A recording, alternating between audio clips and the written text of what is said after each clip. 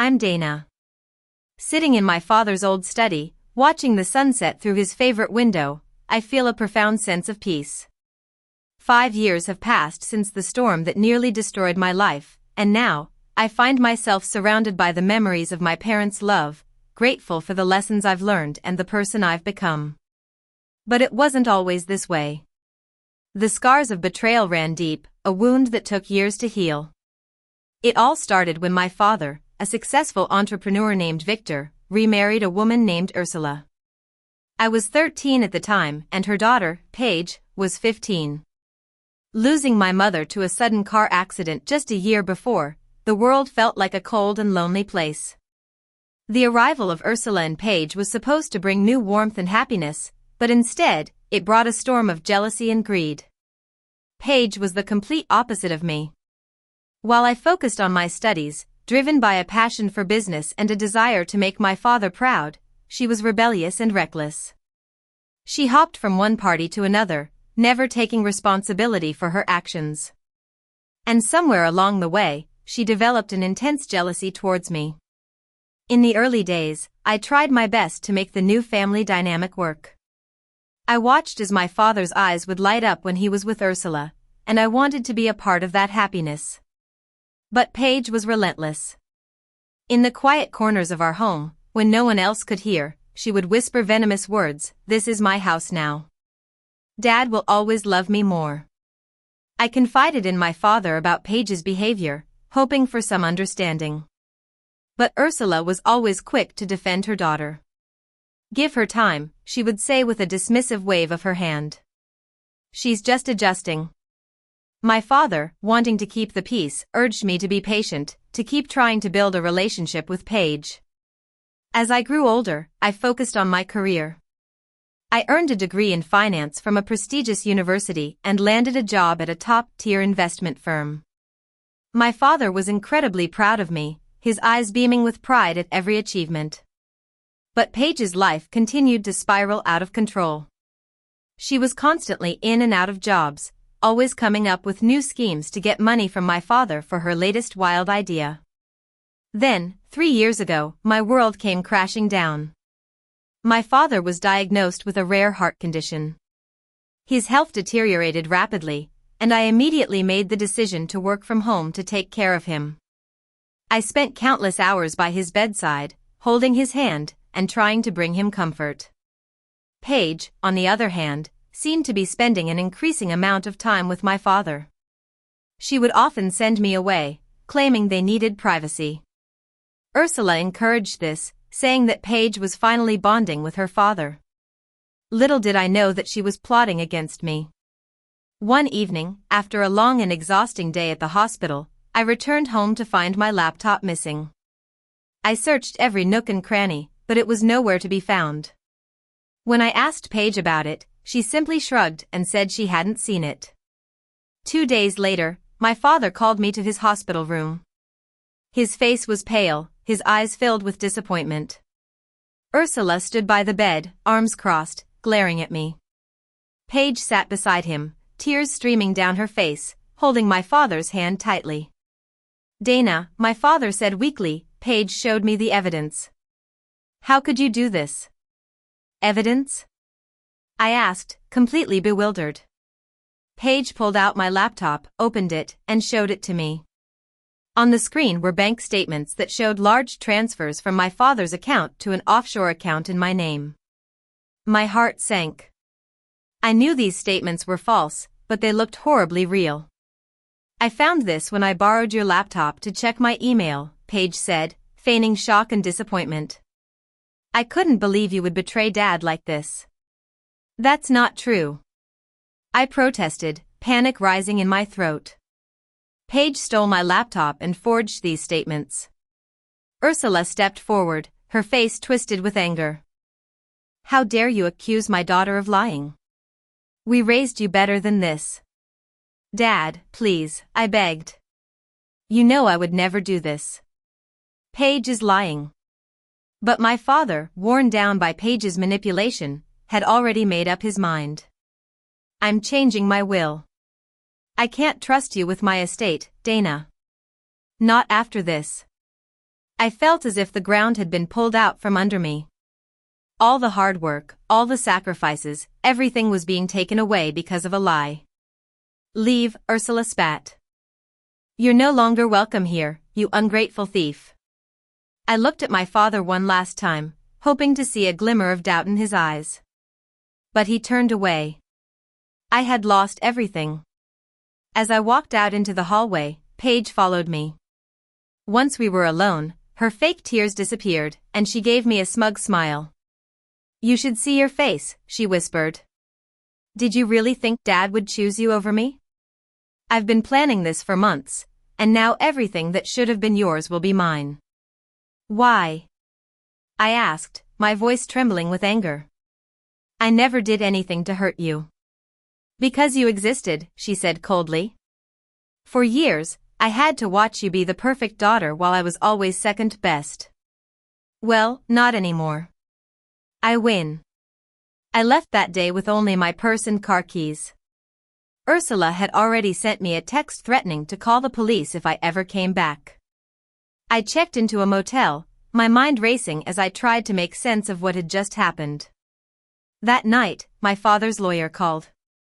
In a cold, professional tone, he informed me that my father had signed a new will, leaving his entire estate, worth $5,200,000, including the family home, his business shares, and all his investments, to Paige. I was completely disinherited. I spent hours lying in the dark, staring at the ceiling, replaying every moment with Paige. I couldn't believe I had been so blind. But then, I remembered something my father had once told me: in business and in life, always keep proof of your integrity. The truth will come out eventually. And I remembered the safety deposit box at the bank. My father had given me access to it years ago, and I knew that inside was something that could expose Paige's lies. I decided to wait. I would let her think she had one. Sometimes, the best revenge is the one that catches them off guard. 3 months later, after my father passed away, I was living in a small, cramped apartment, keeping a low profile. Through mutual friends, I heard that Paige and Ursula were living in luxury, spending money recklessly. Paige had even started renovating the family home, getting rid of everything that reminded her of me and my mother. But today, everything was about to change. I sat in the bank manager's office, watching through the glass as Paige and Ursula walked in, dressed in expensive designer clothes. They were there to access my father's safety deposit box, which they had only just discovered after finding the key in his study. "What's this?" Ursula demanded, her face hard as she looked at the envelope inside the box. Before Paige could tear it open, Mr. Henderson, the bank manager, spoke up. "I must ask you to stop. That letter requires Miss Dana's presence." "That's ridiculous," Paige snapped. "I'm the sole heir now." That's when I walked into the room. The looks of shock on their faces were priceless. "Surprised to see me?" I said, smiling. Ursula quickly recovered, her shock turning to anger. "How dare you come here?" "Actually, Mr. Henderson interjected, Miss Dana has every right to be here. She's still the registered holder of this safety deposit box." I walked over to the envelope and carefully opened it. Inside was a USB drive and a letter in my father's handwriting. It read, "To be opened only in the presence of Dana." As Paige reached for the letter, Mr. Henderson stepped between us. "Please remember, you're on camera. Any aggressive actions will be reported." With shaking hands, I began to read the letter aloud. "Dearest Dana, if you're reading this, then my worst fears have come true. I've learned about Paige's plan to frame you for theft. Weeks ago, I overheard her plotting with a hacker to forge bank statements. At first, I couldn't believe it, but then I realized it was the only way to expose her true nature. I decided to play along, to see how far she would go. Inside this box is a USB drive with footage from my office. It shows Paige breaking in, accessing my computer, and creating the fake documents. It also has recordings of her conversations with the hacker she hired. Dana, my brave daughter, I'm so sorry for doubting you. By now, I've already signed a new will with my lawyer, Mr. Foster. The will that Paige thinks she's benefiting from is a fake, part of my plan to expose her. My entire estate, all $5,200,000, belongs to you, as it always should have.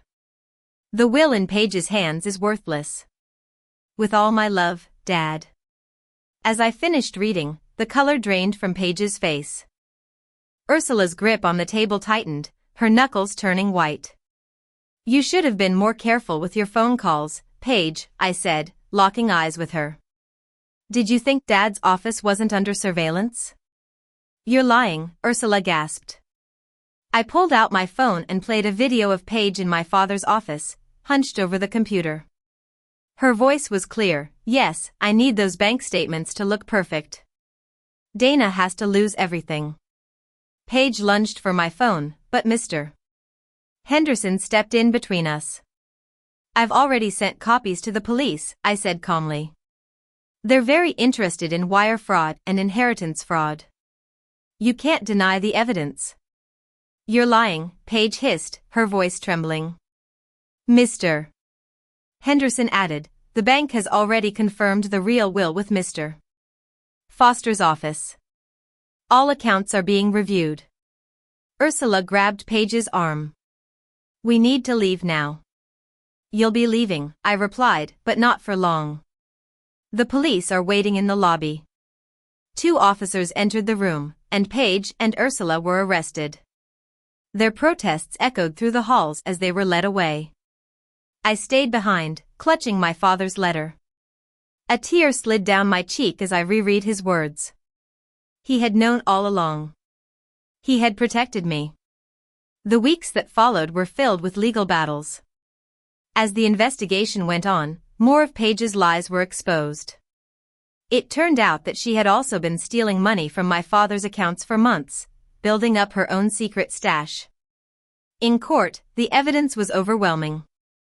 There was security footage, phone calls, bank records, and even the testimony of the hacker, who had struck a plea deal to testify against Paige. Ursula didn't escape either. The investigation found that she had helped Paige with the theft. Her image as the caring step-mother crumbled. During the trial, Paige finally broke down. It's not fair, she screamed, mascara running down her face. She had everything. Dad's love, his trust. Everything I ever wanted. I deserve that money. The judge was unmoved. Ms. Paige, your actions were a deliberate attempt to ruin your stepsister's life for your own gain.